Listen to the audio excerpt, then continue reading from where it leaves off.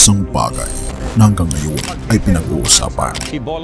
Isa nga ba siyang propeta o isang negosyante na ginagamit ang pangalan ng ating Panginoon Diyos para kumita at para yumaman?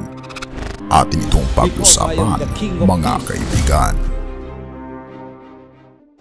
Wanted na ng FBI sa Amerika ang religious leader na si Pastor Apollo Kibuloy dahil sa pagkakasangkot umano sa sex trafficking, panloloko at pagpupuslit ng pera. Apollo Kibuloy is ordered arrested by the Philippine Senate. Tracker teams have been formed to locate him after his lawyers received an arrest warrant for the pastor. Kingdom of Jesus Christ or KJC leader Apollo Kibuloy to explain why he should not be arrested and detained in the Senate. Apollo si Kibuloy. Siya ang isang pastor na naging kilala, lalo na nang naging kaibigan niya, ang dating Pangulong Rodrigo Roa Duterte. Lalong higit naging kilala siya dahil sinasabi niya na siya raw ang appointed son of God. Ginawa lang niya akong hinirang niyang anak sapagkat tapat ako sa kanyang mga salita. Before they can come to the Father, they go through me. Every human being. Mula nga yung katotohanan. Ako ang daan at ang buhay. Pag di kayo dumaan sa akin, hindi kayo pupunta sa langit. At pagkatapos nga nito, ay naging katawa-tawa ang pangalang Pastor Apollo Kibuloy sa internet, sa social media, at maging sa publiko. Pinakakalaban ni Kano. Feeling ko si Kibuloy. Yung nagpaito ng lindol. Nandito din si Kibuloy na kuy-koy.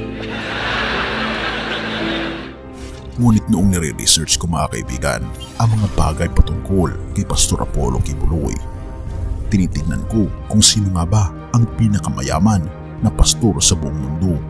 At nagulat ako na si Pastor Apollo Kibuloy ang pinakamayaman na pastor sa buong mundo dahil naglalakihan ang kanyang mga assets.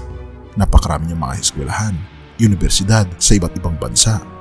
Meron din siyang mga private planes na nagkakalaga ng ilang mga milyon na kung ito ay i-estimate ay nakakahalaga ito ng 900 million pesos. Mayroon din siyang Mercedes-Benz na G-Class na umaabot ng 16.5 million pesos. Kingdom na kung ito ay matatapos ay magiging mas malaki pa ito sa Philippine Arena ng Iglesia ni Cristo na umaabot ito ng 13 billion pesos. Ang Glory Mountain ni Pastor Apollo Kibuloy ay umaabot ng 1,500,000,000 pesos. Sunshine Media Network International o SMNI, isa itong television network na ang nagmamayari ay walang iba kundi si Pastor Apollo Kibuloy din na nagkakahalaga ng 1,500,000,000 pesos. Where in fact mga kaibigan, si Pastor Apollo Kibuloy ang nagpahiram ng eroplano sa dating Pangulong Duterte. Si Pastor Kibuloy ang nagpahiram po ng eroplano at helicopter kay Duterte noong panahon ng kampanya. At sabi pa ng isang network, si Pastor Apollo Kibuloy daw ay may estimated na net worth na nagkakahalaga ng 160 million US dollars na kung ito ay i-convert natin sa peso ay umaabot ito ng 8,687,760,000 pesos. Oo mga kaibigan, ganito kayaman si Pastor Apollo Kibuloy. Ngunit ang tanong ay, saan nga ba galing ang kayamanan ni Pastor Apollo Kibuloy? Ang Kingdom of Jesus Christ ay naitatag noong September 1, 1985 na kung saan nagsimulang mag-preach si Pastor Apollo Kibuloy sa Villamor, Agdao, Davao City na mayroon lamang siyang 15 members. At dito niya na-receive ang critical responses na siya ay nagkiklaim na siya daw ang appointed son of God. Oo, inaangkin niya na siya raw ang anak ng Diyos. Ngunit mayroong statement pa si Pastor Apollo Kibuloy na siya raw ang father mismo. Oo mga kaibigan, na-promote na ang pagsabi ni Pastor Apollo Kibuloy na hindi lamang siya appointed son of God, kundi siya rin ang God the Father. At kung ating makikita, tila baga may behind the scenes ang mga ginagawa ni Pastor Apollo Kibuloy. At kung ating makikita, hindi ba't nakakatuda na ang pastor na ito ay hindi talaga tunay na propeta, kundi siya ay isang negosyante? Ano sa tingin niyo mga kaibigan? I-comment mo naman sa ibaba upang malaman ko rin ang iyong kuro-kuro. At balik tayo sa ating katanungan. Saan nga ba nanggagaling ang kayamanan ni Pastor Apollo Kibuloy? Simple lang naman ang turo sa simbahan na itinatag ni Pastor Apollo Kibuloy. Sinasabi niya na siya ang appointed Son of God. Pagkatapos ay ang nag-uobey sa kanya ay pagpapalain at magmamana ng langit na bayan. Ito pa ang mga statement ni Pastor Apollo Kibuloy sa kanyang mga sermon. Atin itong panoorin, mga kaibigan. Pag di kayo dumaan sa akin, hindi kayo pupunta sa langit. At very critical dahil sinasabi niya na kung hindi dadaan sa kanya ay hindi makakapunta sa langit. Kaya naman nakakatakot, sino ba naman ang ayaw na mapunta sa langit at mapunta sa impyerno? Kaya napaka-crucial ng kanyang mga sinasabi. At sa lahat ng kanyang mga sermon ay makikita dito ang salitang obedience. Atin itong tingnan, mga kaibigan. Are you perfect in obedience? O I will kill you if you will not obey me. At ang isa at pinaka-fundamental na aral at turo ni Pastor Apollo Kibuloy ay ang pagbibigay ng pananalapi. Ito pa ang mga statement ni Pastor Apollo Kibuloy. It is the tithes. Matigas ako sa pangangaral ng tithes. Hindi ka lang magbigay ng yung tithes, magnanakaw ka na. Pagkatapos magbigay ka ng tithes, huwag mo na baguhin yon because that is already God's will. Siya na ang nag-decide kung magkano ibibigay mo. Tithes, 10%. Oo mga kaibigan, napakahalaga naman talaga ng salitang tithe sa lahat ng mga simbahan dahil ito talaga ay biblical principle. Kaya lang, dito na pumapasok ang ibang turo ni Pastor Apollo Kibuloy dahil may mga kota na kailangan mong inip upang sa ganun ay maging karapat-dapat ka sa kingdom ng ating Panginoong Diyos. At ito ay isiniwalat ng ilang mga dating kaanib ng Kingdom of Jesus Christ na ipinatayo ni Pastor Apollo Kibuloy. Atin silang panoorin, mga kaibigan. I have given right away a financial quota, like just right away. When I get back, I just baptize and then they're giving me like 2,000 Singapore dollars. At dito nga, nabalita rin sa Rappler ang patungkol kay Pastor Apollo Kibuloy noong December 10, 2021. Root of all evil, Kibuloy Church demands for money, mar followers in death. Kung gusto mo talaga na mapabilang sa Kingdom of Jesus Christ na ikaw ay makakapunta sa langit na bayan, ay kailangan mong maging spiritual worker. Ito pa ang banggit ni Pastor Apollo Kibuloy. Atin siyang pakinggan, mga kaibigan. Towards the end of the events, there is encouraging message that whoever want to join and become a full-time worker, it's going to be a great calling. This is the best calling of your life because you're going to be serving the best, which is the Lord Jesus Christ. Mga manggagawa sa Espiritu. Yung manggagawa, yun ang tatanggap ng reward. Ang reward ay buhay na walang hanggan. Kaya huwag kayong manatiling new convert. Huwag kayong manatiling disciple. Huwag kayong manatiling member.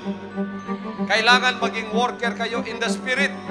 Pagka-worker in the Spirit na kayo, anak na kayong tunay ng Diyos na pwedeng pagkatiwalaan din. Hallelujah! Oo, ang pagiging spiritual worker ay magtatrabaho ka sa kingdom na itinatag ni Pastor Apollo Kibuloy. Magpapanggap ka na estudyante, magpapanggap ka na bulag, pipi o anumang kapansanan. Pagkatapos ay ikaw ay hihingi ng donasyon sa iba't ibang dako ng Pilipinas. Ang iba ay nagpapanggap na estudyante, mga kaibigan, na nakuhanan pa ng isang babae na dating kaanib ng Kingdom of Jesus Christ. Kinonfronta niya ang isang lalaki na nagtitinda ng mga produkto ng mga pagkain sa isang fast food restaurant. Atin itong panoorin, mga kaibigan. So I can tell you how we get a lot of money. Number one, pretend that you are a student. You are a student, you are a self-supporting student, and you are doing this for your study, to continue your study. You don't have parents, you don't have family, and yet you are surviving as a student. So they will give you a big chunk of money because they feel terrible. Now, the other thing is, we pretend that we were deaf and mute. So we try to do the sign language pretending that we were deaf and mute. Ayaw nga po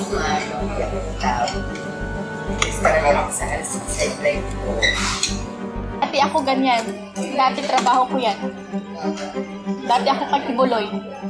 Itong trabaho ko, namimigay ng letter sa mga customer sa fast food.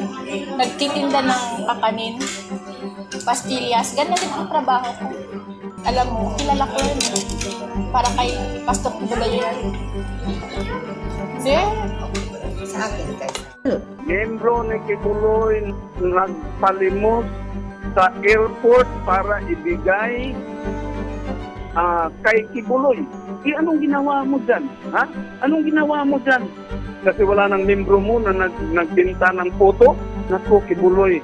At kung ating makikita, mga kaibigan, in-interview at kinonfronta si Pastor Apollo Kibuloy ng isang journalist na dumalo pa sa Davao upang tanungin ang mga katanungan na kung bakit napakayaman niya habang ang mga miyembro niya ay sobrang naghihirap. Ito pa, atin itong panoorin mga kaibigan. This may be the most beautiful spot in the Philippines, and it's paid for by people who live on $2 a day. So how do you justify your lifestyle? I mean, your watch could probably feed 100 families for a month. If it is not God's will for me to have these things I have, you can take it away. It is God's will that we follow. If it is God's will for us to live like this, you know, you can have a broken heart looking at me, but what can you do? At sobrang nakakamangha ang mga kasagutan ni Pastor Apollo Kibuloy patungkol sa mga bagay na ito. At ang katanungan ay, hanggang kailan magiging ganito si Pastor Apollo Kibuloy?